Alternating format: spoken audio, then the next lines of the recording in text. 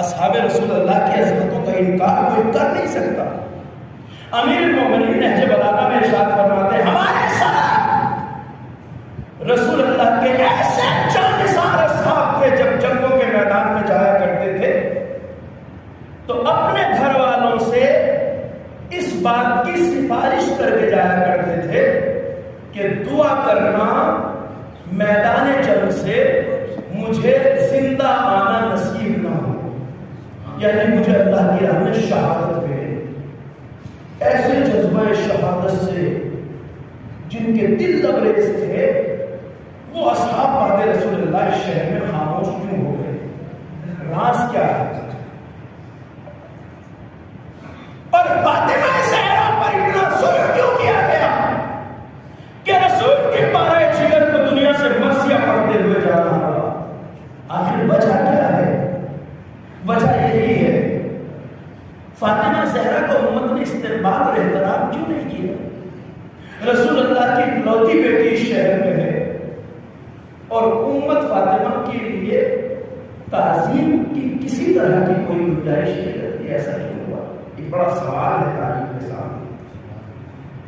اگر فاطمہ زہرا کی خود کی عصمت سمجھ میں نہ آئی ہو اتنی وضاحت اور توضیح کے بعد، تو کم از کم رسول اللہ کی عظمت کو تو امت جانتی تھی۔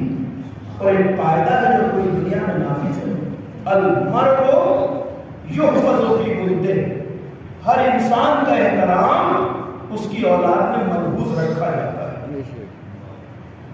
کسی بھی شریف بات کی اولاد کو لوگ اس لیے بھی احترام کی نظر سے دیکھتے ہیں کہ یہ فلاں صاحب کے گھرانے کا فرد ہے۔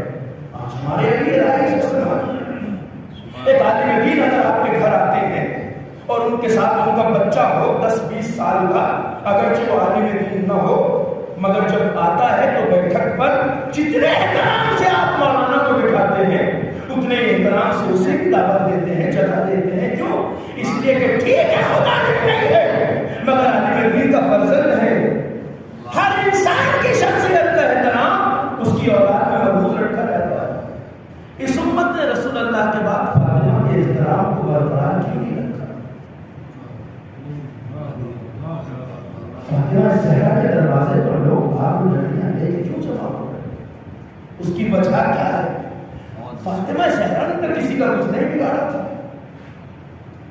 واللہ جس دروازے پہ لوگ آگر لکڑیاں لے کے جمع تھے اس دروازے سے تو کبھی کسی کو اذیت نہیں پہنچائی گئی۔